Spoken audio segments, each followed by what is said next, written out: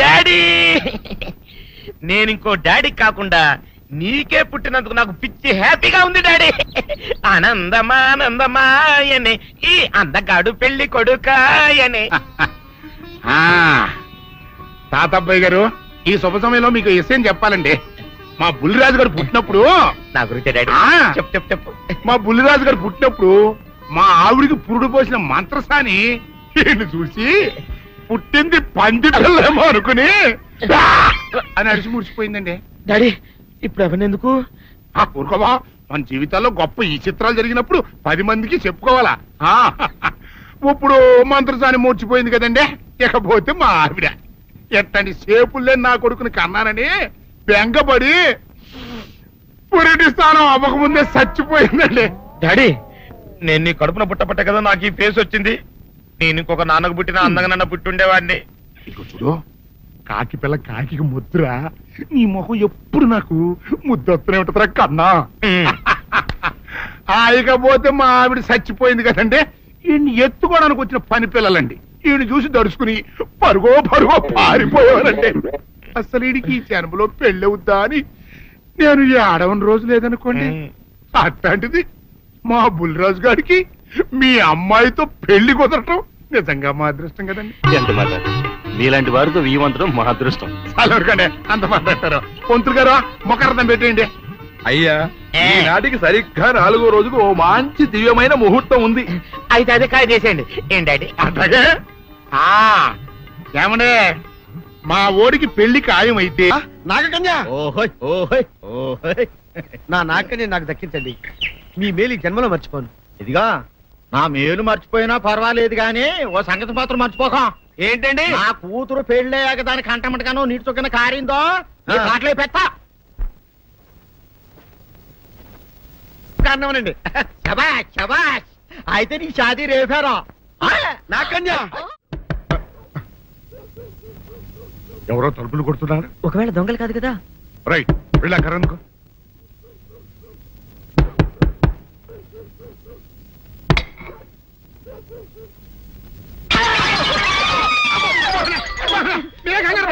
ఈడు మా అబ్బాయి బుల్లిరాజు చనిపోయింది రాజుని. మరి ఏమిటి ఇలా వచ్చారు? ఏం లేదండి, పూర్వం చక్రవర్తులు దొంగలు పట్టుకోవడానికి మారు వేసాల్లో తిరిగేవారు కదా. అట్టాగే ఈ ఊరు పేషెంట్ని కదా దొంగలు కాపలా గాయడానికి మారు వేసాల్లో తిరుగుదామని వస్తున్నాం. మీ ఇంటి కేకలని పడ్డాయి. ఏంటా అని తలుపు కొట్టాం. ఇంకా నయం బుర్ర పగిలింది కాదు. అవును, ఏంటి అరుపులు? మీరే చెప్పండి ప్రెసిడెంట్ గారు. మొన్నేమో పిల్లాడి సైకిల్ గాలి తీసేశాడు, ఈ వేళేమో వాడి నోటు పుస్తకాలన్నీ చింపేశాడు. ఏమయ్యా, ఏంటిది? ఇంత వయసు వచ్చినా కానీ సంటి పెట్టలాగను వదిలేకపోతే కింద వస్తుంది డాడీ. బుద్ధి బుద్ధి అనాలి. తెలేరా బుద్ధి. ఇదిగో, ఈ నోటు చించేసినందుకు గాను మళ్ళీ ఆ నోటు తిరగరాయాలని నేను నీకు సెట్ చేసేసానయ్యా. కరెక్ట్. అదెలా కుదురుతున్నాయ్యా? నాకు చదవడం తప్ప రాయటం రాదే. ఇది క్లిష్టమైన సమస్య డాడీ. ఏమీ కిలసడమైన పరిస్థితి కాదు. ఆయన చించిన అన్ని అంటిస్తాడు, నువ్వు వాటిని చూసి మళ్ళీ నోటు తిరగరాయి. నోటు రాయడం నేర్చుకున్నట్టు ఉంటది, ప్రజా సేవ చేసినట్టు ఉంటది. ఇదేం బాగోలేదు డాడీ. తప్పు ఒకరు చేస్తే శిక్ష ఒకరికా? అందుకే నేను అనేది ఇంకొక నాన్నకు పుట్టినా బాగుండేదనే. తప్పు కొద్దు సంబంధ వార్త వస్తుంది. అమ్మా, నాన్న, నాన్న, గౌరీ బయటికి రండి. నా పెళ్ళాన్ని తెచ్చా. ఏంటమ్మా అలా తడిసిన చెక్కలా బిగుసిపోయారు? నేను ఇన్నాళ్ళు చెప్తూ వచ్చానే నా కోసం నాగసుందరం వెతుక్కుంటూ వస్తుందని. ఇదే ఫ్రెష్ గా బేతాళం నుంచి పాతాళం నుంచి వచ్చింది సర్పసుందరి. పెళ్లి చేసుకుని వచ్చా. నమస్కారం అత్తయ్య గారు. అమ్మా అమ్మా, ఇదేవతా నీకు టోపీ వేసిందిరా నాయన. ఏమండి ఏమండి? ఏంటి మిమ్మల్ని అనేది అంటుంది? అంటే నువ్వు నాకు టోపీలా ఉన్నావన్నమాట, అంటే కిరీటంలా ఉన్నావనన్నమాట. రామచంద్ర, ఇదేమిటే? అయ్యో, నా కొప్ప మురిగింది. లంగా అయితే మొహమ్మద్ తీసుకుంటావంటే? దించవే. ఇది మా నాగులో కాసారం. పావుగా ఉంటే తోకెత్తి నెత్తి మీద పెట్టుకునేదాన్ని. మనిషిగా మారాను కాబట్టి లంగా ఎత్తాను. నా గ్రహచారం ఇదే ఆచారమే. అవును, పెళ్ళయ్యాక మేము పరాయి మగాడి మొహం చూడకూడదు. చూస్తాయే సీపాడు పరాయి మగాడిని ఎట్టగండి చూసేది. సిగ్గు ఏమి సిగ్గే? నువ్వు లంగా అయితే మొహమ్మద్ వేసుకుంటే అమ్మో నేను చెప్పలేను దేవుడు.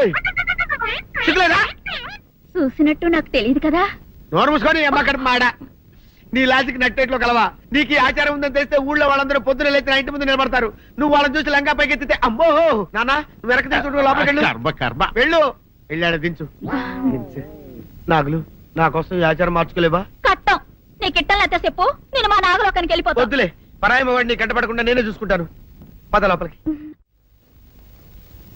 ఐ.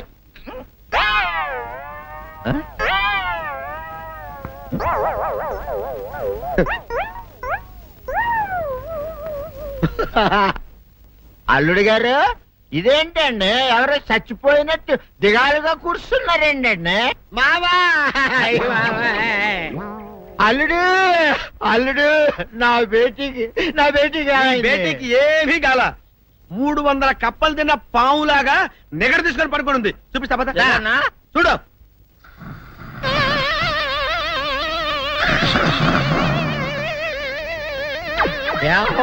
ఏమైంది? పొద్దున్నే 10 కోడిగుడ్లు 10 లీటర్లు పాలు తాగటం, తెల్లకిలా పడుకోవటం, మధ్యాహ్నం బండి అన్నం తింటాం, తెల్లకిలా పడుకోవటం, రాత్రి వరకు ఇదే పరిస్థితి. మధ్యలో కర్ర తీసుకుని కొట్టినా లేవదు. మా అమ్మ ఇంటి పని చేయదు, నా ఒంటి పని చేయదు. దీంతో చస్తున్నానంతే. ఓహో, అంతే కదా, అర్థమైపోయింది, సమజైపోయింది. అల్లుడు, నీ కష్టాన్ని సిటీలో తీర్చేస్తా. ఆమె ఉందా? గోల్డ్ ఎంత ఉంది? 3 సుక్కలు చాలు.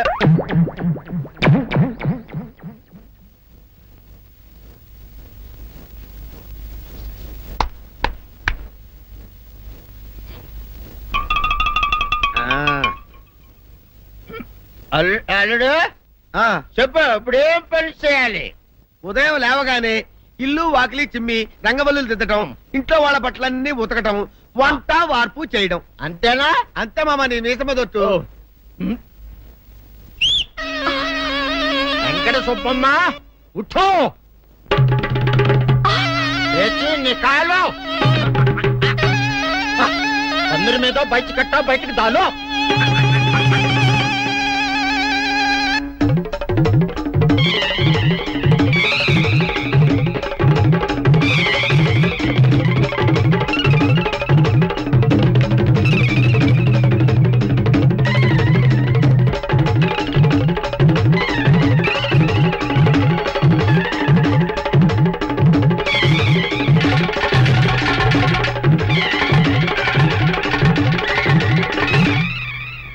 అచ్చా అచ్చా, ఇప్పుడు బయటనా?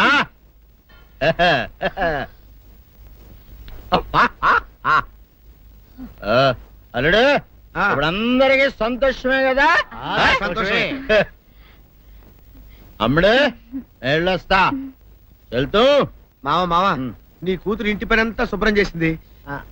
అది అంటే అది మరి ఆ పను నీ పైన ఓహో, అర్థమైంది అల్లుడు, అర్థమైంది.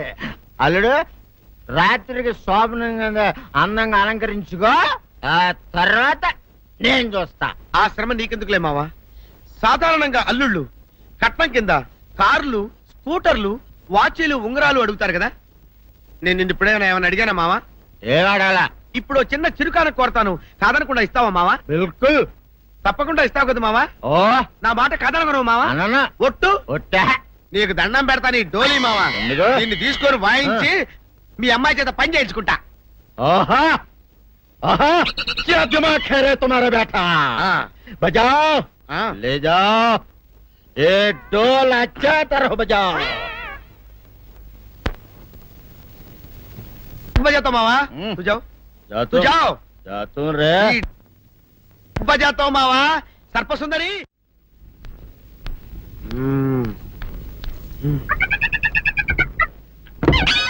నాగు ఏంటి నన్ను కదిలేట్ తాళేసావు? ఏం చేయమంటావు? నువ్వు ఇంటి నుంచి బయటకు వచ్చావు అనుకో, ఎవరో పరాయి పురుషుడు కనపడతాడు, వాడిని చూసి నువ్వు రెచ్చిపోయి లంగా మొహాన్ వేసుకుంటావు, అందుకే వేశా.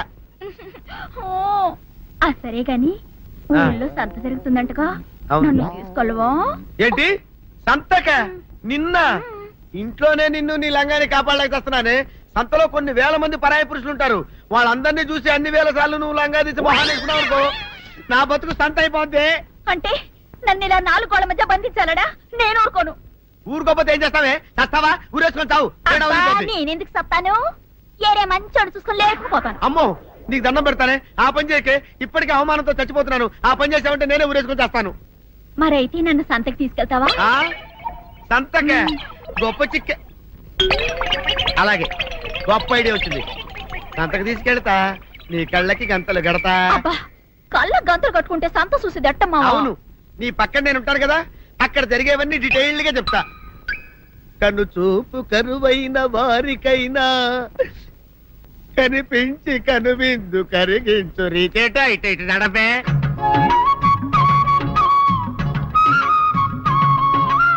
ఏంటండి మీ ఆవిడ హల్లకి హొత్తహత్యాదు ఏం చేయమంటావు నాయన? సంతలో ఇంతమందికి కళ్ళకి గంటలు కట్టలేను కదా. అసలు హొద్దెందు హత్తాలండి ఇప్పుడు చెబితే దడుచుకొని చస్తావు గాని తీరిక దొరికినప్పుడు ఇంటికి రా, డీటెయిల్డ్ గా చెప్తా. వంతలుగా హమ్మంతాలా ఇక హోల్ తెచ్చుకోమంతాలా ఆ? ఓరని అబ్బప్ప.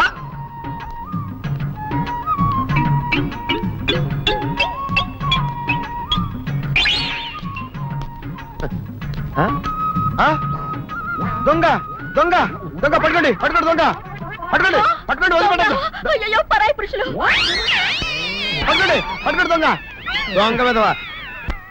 దొంగ దొంగ నన్ను పట్టుకోవడం కదా. అక్కడ చూడు సూపర్ సీన్. తిరిగితే పారిపోదాం అనుకుంటున్నావా? ఏం జరుగుతుంది అక్కడ? ఆ?